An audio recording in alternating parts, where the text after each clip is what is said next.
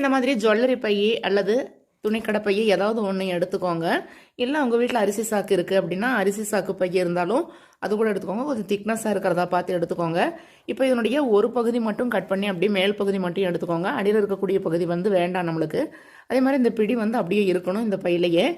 இப்போ நம்ம பையில இந்த மாதிரி ப்ளவுஸ் பிட் வச்சு ஸ்டிச்சிங் பண்ணி முடிச்சதுக்கப்புறமா இந்த மாதிரி ஒரு ப்ளவுஸ் பிட் பார்டர் உள்ள மாதிரி எடுத்துக்கோங்க. அது வந்து இந்த மேல் சைடு வந்து ஸ்டிச்சிங் பண்ண வேண்டாம், சும்மா மடிச்சு மட்டும் தைச்சுக்கோங்க. அதுக்கப்புறம் அட்டாச் பண்ணணும்.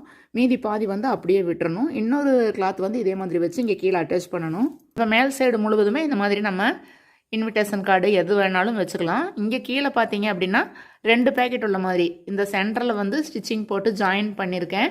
இங்கே வந்து ஜாயின் பண்ணாமல் விட்டுருக்கேன். நம்ம என்ன வேணாலும் இந்த ஃபுல்லாக இந்த இதில் வந்து வச்சுக்கலாம் அப்படிங்கிறதுக்காக. ஏன்னா இதில் வந்து இன்விடேஷன் கார்டெல்லாம் போட்டு வச்சுருக்கேன். பாஸ் புக்கு வச்சுருக்கேன். இதில் வந்து டெய்லியும் யூஸ் பண்ணக்கூடிய காயின்ஸு பணமெல்லாம் வந்துட்டு அர்ஜென்ட்டுக்கு வேணும் அப்படிங்கிறத